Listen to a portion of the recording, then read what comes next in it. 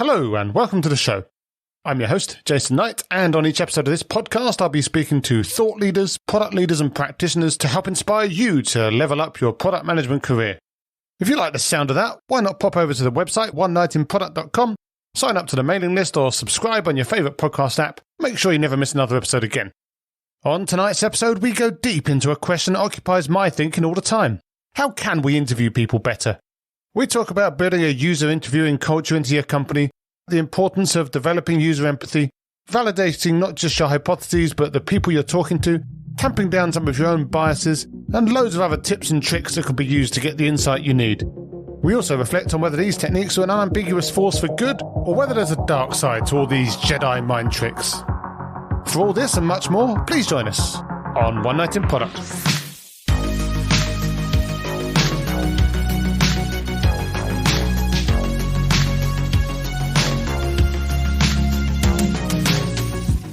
So my guest tonight is Michele Hansen. Michelle's an American living in Denmark, a podcaster and co-founder of Geocodio, a SaaS startup where she's fought the system and scaled it without taking external funding.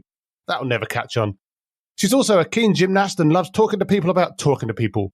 Tonight I'm going to be talking to her about talking to people about talking to people and about a new book, Deploy Empathy, where she aims to help you channel your inner rubber duck and learn the skill of talking to your customers and learning to truly listen to them. I'll be practicing my active listening tonight and putting in some thoughtful, awkward pauses where appropriate. Hi, Michele. How are you? Hi. How are you? I am very well. Thank you very much. I might edit the awkward pauses in afterwards. Talking to people about talking to people about talking to people. Really, it was hard for me to not laugh when you said that. So first things first, the book has been out for around about a month now, I believe. So obviously, first of all, congratulations on the book, but also how has the reception been so far? It's been great. It's been such an interesting process because I started writing the book in public as a newsletter. Right. So I wrote a newsletter with each chapter going out to it in February. And so it's been such an interesting process because I've been getting feedback on it from the very beginning, and the launch has been great. Just slowly starting to get out and talk about it beyond that group of people who started following it based on the newsletter and my podcast. But does that mean then that the people that were following it on your podcast and on your newsletter and blogs and so forth, they've basically read it already? Or is there a lot of additional bonus content that wasn't in those original posts? There is a lot more. I would say the book is also much better organized than the newsletter was. Like the newsletter was not written in any particular order. It was just sort of as a topic struck me, or the book came out of questions I was getting from other founders about how to interview and talk to customers. So if, someone DM'd me a question about something, I'd be like, oh, you know what, I should write about that. And so things are completely out of order in the newsletter. Actually, I have an issue queued up to send out sort of an index to the newsletter. And as I was writing it up, it made me think about the amount of content that is present in the newsletter and versus the book. And there's quite a lot actually that I added for the book version. And also I think is just, there's things I maybe touched on in the newsletter that, a sentence got expanded into a chapter of its own right. There's of course more references and whatnot in the book as well, because I also kind of want it to be a guidepost to other places. I purposely wanted to only talk about interviewing customers because that's really where the whole was. But there's a lot of great resources on surveying and product management, product strategy, like all these sort of other related topics that I intentionally did not talk about. So yeah, there's some overlap, but there is also maybe 30 to 40% unique content in the book. And have you had any specific feedback from anyone, either another author, maybe one of the ones that you mentioned in your book, or maybe from some practitioner that you didn't know about that's giving you some feedback on the book that you've looked at and thought, yeah, that really made it all worthwhile. Yeah, that's hit the spot for me. I've received a lot of feedback from a lot of people and relied so much on other authors for help. One point that really made me say, okay, this book has accomplished what I wanted it to do and it's ready to be released, was when somebody I didn't know reached out to me on LinkedIn, actually, And oh no, they commented on someone else's. So someone else had posted about it who I know that they had read it, and somebody commented on it that they had read it and it was making them completely rethink all of their interactions with their coworkers and their family. Oh, wow. And that they were noticing themselves applying it beyond just specifically product development. And, I think there's always this fear when you're getting feedback from people, even if it's critical, that like there's some amount of bias there because they know you. And the mum test, right? Yes, exactly. And so hearing that from somebody that didn't know my goals of the book, didn't know me, had no reason to trust what I was saying, really, that it was having this kind of effect on them, that was when I knew that it was ready to go out. Because I sort of have this secret, not so secret goal with the book that it will help people become more empathetic in their daily lives. Nobody, or maybe very few people, write be more empathetic on their daily to-do list, but they write sell more stuff, make a landing page, like all of those things. And if it's like, if I can help people learn how to be empathetic towards those goals that they already have, then maybe they can apply it to the rest of their lives. And hearing that this person had done that without me even stating this in the book was that moment of being like, okay, I need to stop fiddling with commas and rewriting this book every week. Like it's time to get it out because it's doing what I set out for it to do. But speaking of time, I mean, you've obviously touched on some of the origin story of the book, but why was now the time to actually bring all of that stuff together and make an actual book out of it? Because it's a long process, right? You've kind of touched on it as well, the whole idea that you're having to obsess over every single dot and comma because you want to make sure that it's perfect because it's going out on paper and it's going out to the world. Was it like lockdown fever, like now's the time because I'm stuck in my house type approach? Or was that something that you'd had on your mind for a while and you really wanted to get this out kind of now and that was a natural thing for you to do? It developed very organically. So I think the seed of it was a lockdown thing because in the fall, I mentored a mastermind group through Founder Summit, which was originally an in-person conference that had to pivot to being online because of COVID. And so in the fall, they ran these mastermind groups. And since we're investors in Calm Company Fund, which runs Founder Summit, I was invited to be one of the mentors for the group. And, I told the group, I come from a product background and my functional, expertise is in customer interviewing. And so, always happy to help people with that. And so I would get questions from them. And I realized that I was getting these questions and I didn't have one solid place to send people that did not presume any prior UX research background. So there are a lot of great books on the topic. Like I love Steve Portigal's books. Jim Callback's Job Speed on Playbook is one of my favorites. I was reading those books and kind of sending those to people thinking I was like, okay, so read this chapter here and then go listen to this podcast. And then here's this blog post. But then there's this other book, but only this part is relevant to you. This one is written for product managers, not founders. And it ended up being this very long emails. And I had other people too, outside of Founder Summit, asking me for resources and advice. And I just didn't have one solid place to send people. And as we know, as product people, the repeated manual work is the symptom of the need for a product. Yeah, there you go. But I didn't want to admit that to myself because I have heard from so many authors about how difficult the process of writing a book is, how lonely it was. And I was like, this is COVID. We were in lockdown at the time. And I was like, I don't need any more loneliness in my life. But then just having these conversations over and over again made me be like, you know what? This is a book. I need it myself. So even if nobody else ever reads it, nobody except me ever sends anybody to it, I am solving a problem for myself. And I was just excited about the topic. It's, talking to people about talking to people is my favorite topic. And so it was a very fun little distraction where, put the kid to bed at night and then just hop in bed with my laptop and just sort of bang out these newsletter issues.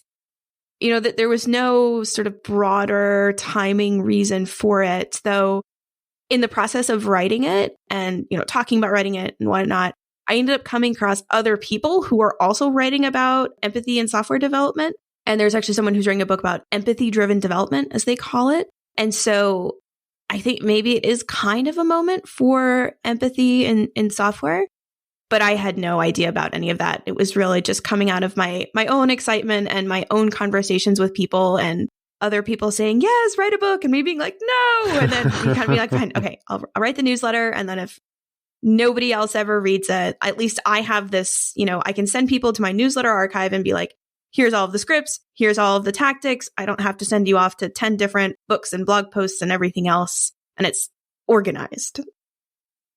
Yeah, and you've obviously hit the nail on the head there with regards to it being kind of a moment. There's a bunch of books that have come out around this stuff, and you've mentioned, again, as you say, a lot of those in your book. I've spoken to some of the people that have written those books. Your book's a bit different to some of these books. How did you manage to tread a path that was different to all of these other classic books?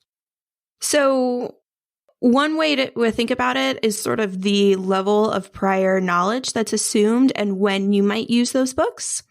So, for example, one way to look at it is on like a 1 to 10 scale of complexity and prior knowledge assumed. So I would say the first step, and this comes out of the 30 odd interviews I did with readers of the newsletter, that the mom test is really the first step for a lot of people that inspires that light bulb moment of like, oh, wait, like I could talk to people. I should talk to people. I shouldn't ask them if this business is a good idea. There's other ways to ask it. Like when you're thinking of starting a product, I would say that book is like that first step light bulb moment. And then, academic books on activity theory are like step 10 that are very difficult to parse, even if you have years of experience with this. And then I would say, I think I would probably put Job Speed on Theory to Practice as like a step 5 in that scale, and maybe Steve Portical's books as like step 6, because those are definitely written for researchers. And I would say my book is like step 2 to 3. So that's kind of where I saw that gap being. And, I also read a lot of books in the process of writing the book. For example, I'd say like Cindy Alvarez's book is like a 3 to a 4. And so just kind of understanding like where it fits in all of that. And also, when I started writing, the initial tagline was, it was very long. It was like a book about writing, a book about talking to customers for developers and makers, because there weren't any books that were really targeted towards the solo founder, except for the mom test, like Cindy Alvarez's book, Jim Kalbeck's book, Steve Portical's book. Like they all assume a large company with a big team and resources. And, Cindy Alvarez's book is written for startups, but still assumes sort of funded startups. So I wanted to speak to like, how can you do this when you don't have any resources, you don't have a budget, and maybe that applies to developers and makers and indie hackers. It also applies to a product manager who has realized that stuff isn't working, that products coming out of the smartest guys in the room putting their heads together on a whiteboard and then coming up with a product isn't working. And they need something that they can get going without institutional support. So that's sort of where it came from that perspective, and kind of how I think about it. Yeah, it makes a lot of sense. So one of the things in the book, actually, which I noticed, obviously at the end, is the whole section for founders as well. So as you say, for people that don't have any teams yet, I guess it's really interesting because a lot of these people have kind of had this light bulb that's made them decide to start a company, but they have no real idea how to do it. And they're just basically doing it based off of their idea. So trying to get in early, I guess, is actually a really interesting thing to do, because it starts them off on the right track rather than several months down the line when they start hiring other people, right? Mm-hmm. Mm-hmm. So let's talk about some of the themes from the book, enough for people to get excited about them, but still have to buy the book, because that's obviously important. So as I've said, I've spoken about discovery on the podcast before. With Cindy was one of the people that I spoke to about. So it's a really hot topic in many ways. But a real common theme is like, and you've touched on it again yourself, there's sometimes people just don't do it, either because they don't have a team or because they do have a team, but they're being managed in such a way that this just doesn't come up. Now, obviously your book is pretty much founded on the idea that this is an important thing to do. But how can you drive that importance with either your management if you're in a bigger company or with your co-founder if they're being very skeptical about this stuff? Introducing customer research into an organization that does not have a history with it, that is not, hearing from the leadership that this is important, is very hard. It is a slog. And there is a line in the book where I said that, and some experienced researchers who were doing reads of the book for me were just sort of like, I'm so glad you said this because it is a struggle. One thing I would say is, let's say you're a product manager, you've got several levels above you, and you've got leadership. Get your manager and your leadership to read Clayton Christensen books. Those books are written for leaders. He's one of the, leading, or was, I guess, unfortunately, leading icons of the jobs to be done movement. And his books are written for executives. They're exactly the kind of book that a CEO would read on the beach. So get them to read one of his books. It almost doesn't even matter which one it is. Get them to read that one. Then once your CEO or your VP or whomever has read that book, then get them and your immediate management to read maybe Jim Callback's book, which is also more leadership level, though very tactical. And so even if your manager just skims it, then they at least have a sense of what you're doing. But I would strongly suggest getting that buy-in, and leadership needs to think it's their own idea before they move forward with it. Now, this sounds like a nice segue into my next question. So in the book, again, you're looking to teach people techniques to understand customers, understand users better by asking the right questions, maybe questions in a different way to how they'd normally ask them, tamp down some of their existing biases and maybe instinct to interrupt or to try and guide people. There's a lot of stuff in there around really trying to open up to people and be a vessel for their opinions. And you use you suggest a lot of techniques in there around basically, I don't want to say manipulating, but like using human psychology to get those answers out of people by asking questions in certain ways and leaning on certain cognitive biases that people have to help to get them to open up, which is obviously fantastic. But at the same time could be considered, you could use those powers for evil, right? Like one of the ways that you just mentioned there about making people think it's their idea, there could be some levers you could pull with people there to try and help them do that. Do you think that there is a chance to kind of manipulate people with some of these techniques, or do you think that it's safe enough to put these out to the world? That's something I struggled with quite a bit.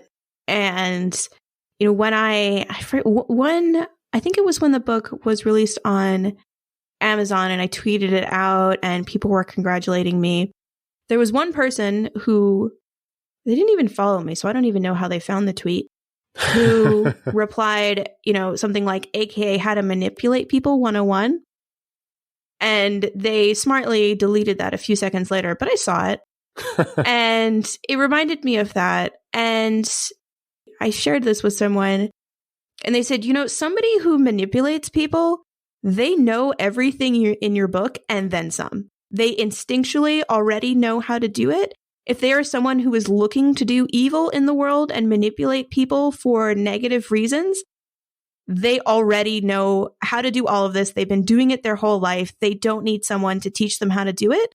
It's the people who are maybe like me, maybe a little nicer, more naive, less adept at influencing others that really need to be spelled out like, hey, like this, this is how you do this. But, people who are good at manipulating people, they're already socially fluid. They're, what is it? I was reading a book a couple of years ago on how there are so many psychopaths at the top of business and how they just instinctually know all of these things, or the psychopath test. Yeah, I remember that one. Good book. So it is a concern of mine, but I simply have to trust that people will use it for good. I explicitly say that in the book, that I expect people to use it for good. And when you're interviewing someone about, their process for creating invoices, like, really, how evil can you be with that? Like, you're getting them to open up about a very boring business daily process they're doing. And like, if you're building something that is a frequent and painful problem, they already have this problem. You can't manipulate someone into having a problem. Sure, you can do all sorts of scammy tactics and whatnot. I don't do that. I mean, actually, I did hesitate to even talk about how to reach out to people on LinkedIn to interview them, because any founder and developer, anybody else gets so much spam on LinkedIn that I was like, oh, I don't want to contribute to that. But then people are saying, that's because you can see titles and whatnot. If you want to talk to people in a specific industry, like, it can be a really good place to reach out to people. So I can't know what everyone's intent is, but I have told people my expectation of how they use the book. Several times I tell them to use it ethically. And if they have a propensity to manipulate people for evil, they were already doing that. I think that's fair enough.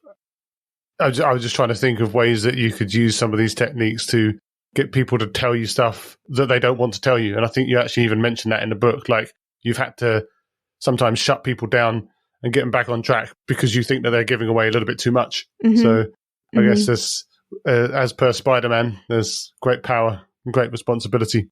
Mm-hmm.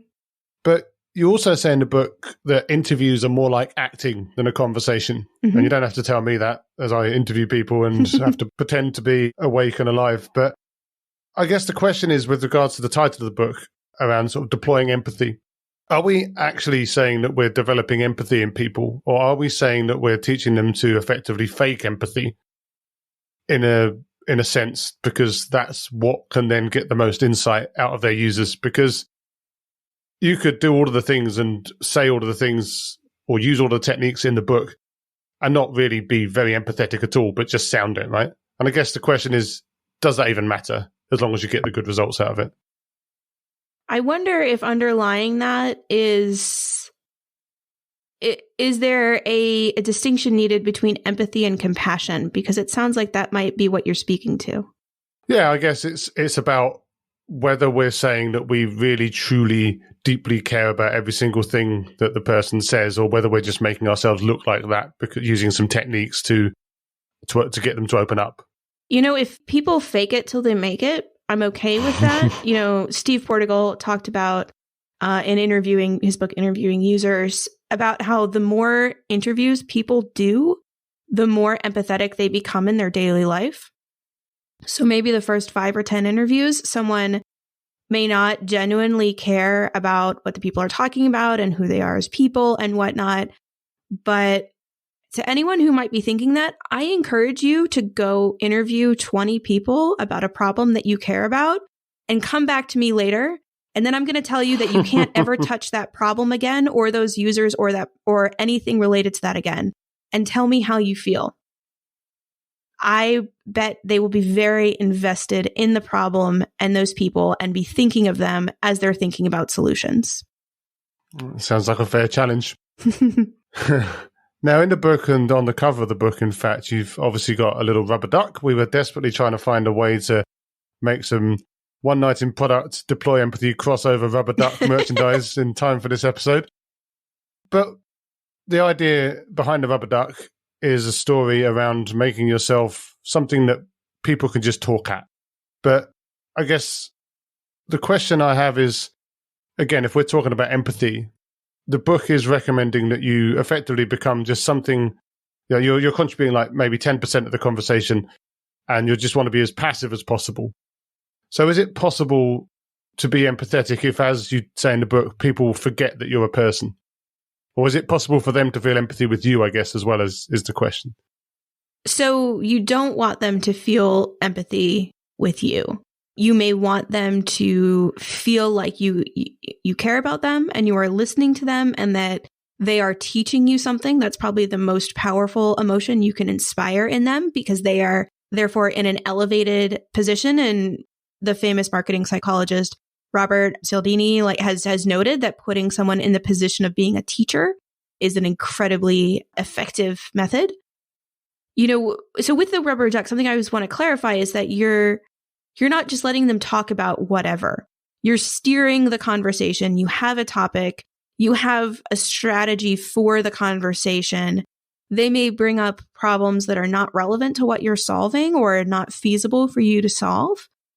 And you can always say, let them finish something and say, can we go back to this, other thing that's more relevant to what you're solving? You are steering the conversation in very subtle ways, but I find it helpful to, I say that I picture myself like a sponge that's just there to absorb whatever they have to say within the bounds of, I have a list of questions. I have things I'm trying to touch on. And even if they are rambling a little bit, there's something in there that you can use to tee off of to get back to something that's relevant.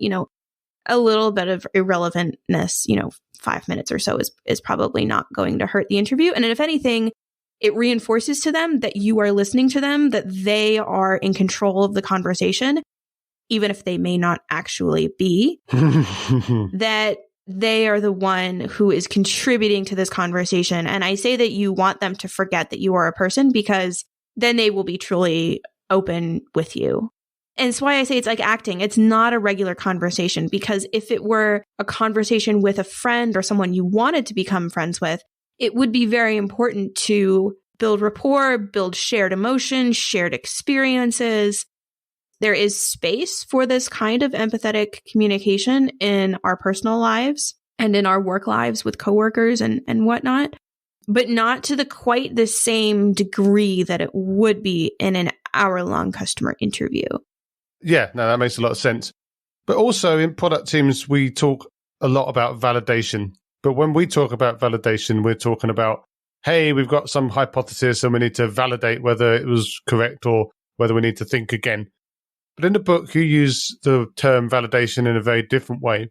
You mentioned, obviously, the other type of validation too, but you're talking very much more about validating the research participants themselves, up to and including, for example, not correcting them if they say something wrong or if they say something the wrong way or mispronounce something, even going so far as to mirror their bad pronunciation and stuff like that to make them feel comfortable.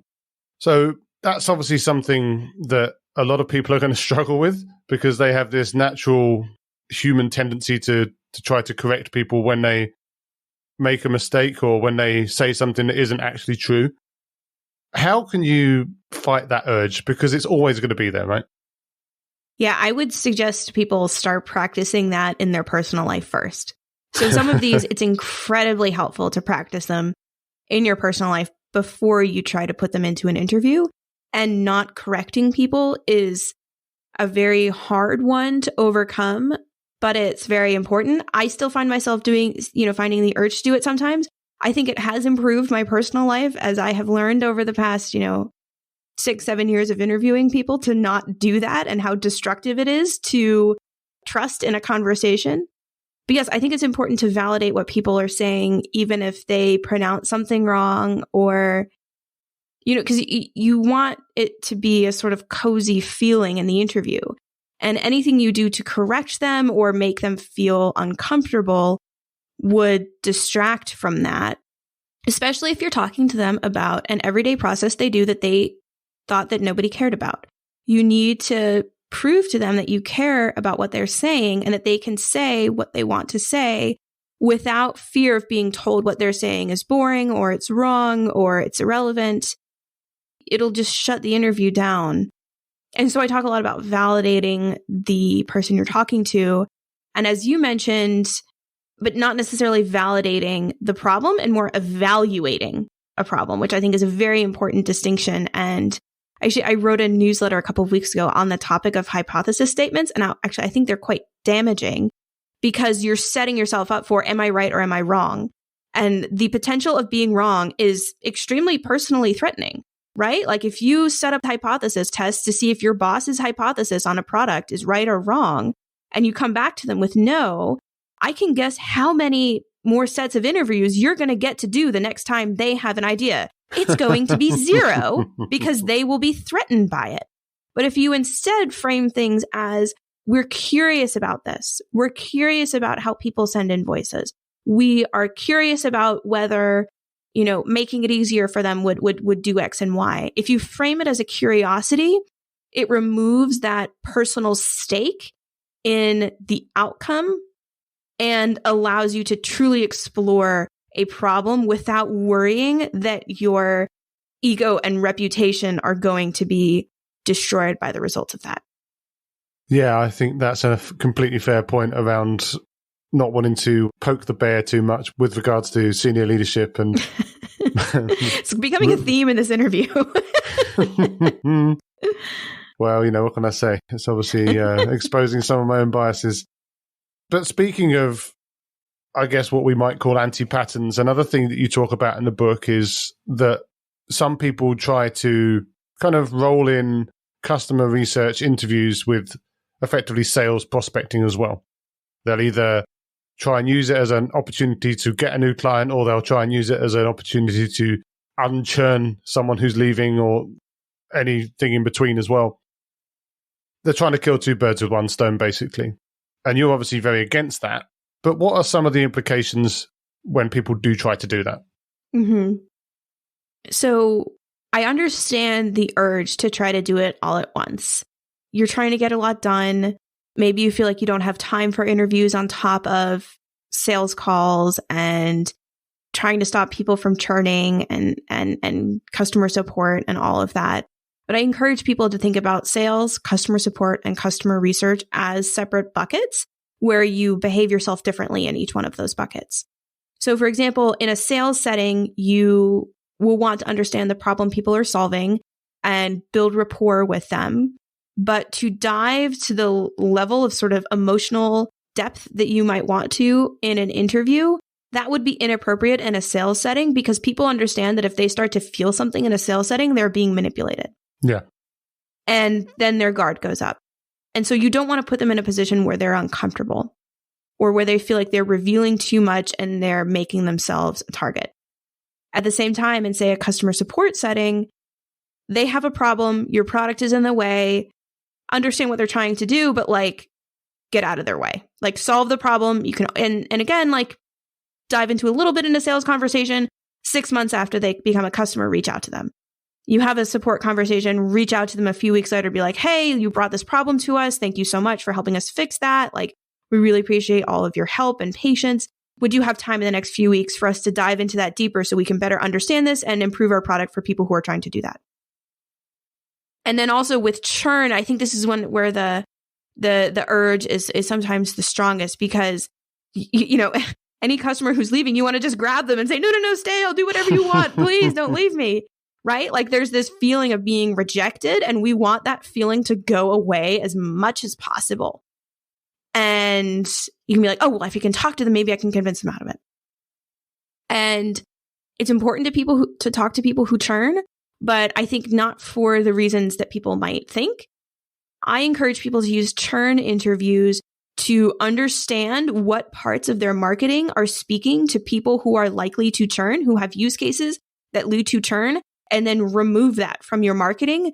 So by process of sort of tipping the scales towards use cases that are better supported by your product and away from use cases that are not as well supported and lead to churn, then you end up with lower churn. But you don't end up with lower churn by going back to every person and desperately asking them not to leave and throwing whatever incentives you can, because at the end of the day, if your product is not a good fit for their use case, your product is not a good use case. And you could do whatever you want to try to win them back or change your product, but your time is most efficiently spent with those people who already like it, who are already happy with it, and making them even happier. So then they are so excited to tell people about it and are happy when their renewal invoice comes in and they know that they don't have to think about that problem anymore because you have solved it.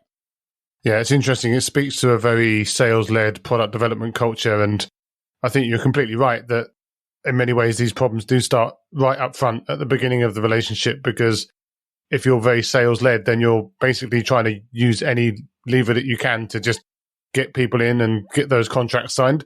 And some of them probably should never have signed in the first place, right? It's just, you just had a salesperson who wanted to win that sale, and they offered some niche or tangential thing that your product could almost do or something like that. So yeah, I can completely understand where it comes from. But I think one of the other things that is very common to talk about at the moment is around kind of focusing on the important rather than just trying to cover everything at the same time, which I think speaks to some of the same things that you just mentioned. So what's next for you on your promotional tour then? So the book's out, you're doing podcasts like this one, you've got your own podcast, but have you got any other big events or road shows going on? It's funny to ask that because, during COVID, there isn't a whole lot going on. I am going to be co-leading a workshop at Founder Summit on writing for founders. And I'm really looking forward to getting back out to conferences and to meetups and everything. I'm really hoping to get to go to UX Copenhagen or Jobs to be Done in Copenhagen, and whenever that starts happening again. And, other conferences, we had been hoping to go to MicroConf Europe, but just for schedule reasons, can't go. I really love going to conferences and just, learning from other people, meeting other people who are doing these things. And it's just so much fun to me. So for now, mostly doing podcasts and online things, but hopefully doing things in person. Fingers crossed. Yeah. At some point, who knows? And where can people find you if they want to chat to you after this about the book or any other themes within it? Yeah. So you can always find me on Twitter, probably too much, at MJW Hansen. That's Hansen with an EN. They can email me at michelle@deployempathy.com. That is Michelle with one L. They can also, from deployempathy.com, you can also find my newsletter. You can buy the book and whatnot. And I really hope that people, when they do read the book, they reach out to me. Just something that makes my day is somebody sending me a note saying that the book made them think about something, or it made them rethink something, or they've used it in some way. Like that's just always so delightful for me, and is really why I wrote the book, is to help other people. I already have a job, so I did not write the book to make money. It was just to kind of fill this gap. And so what makes it feel like I did what I set out to do is people telling me that it helped them in some way. Well, I'll link everything into the show notes, and hopefully you'll help a few more people. Well, that's been a fantastic chat. So obviously really appreciate you spending the time and taking us through some of your thoughts. Hopefully we can stay in touch. But yeah, as for now, thanks for taking the time. Thank you. This has been really fun. As always, thanks for listening. I hope you found the episode inspiring and insightful. If you did, again, I can only encourage you to pop over to onenightinproduct.com, check out some of my other fantastic guests, sign up to the mailing list or subscribe on your favourite podcast app, and make sure you share it with your friends so you and they can never miss another episode again. I'll be back soon with another inspiring guest, but as for now, thanks and good night.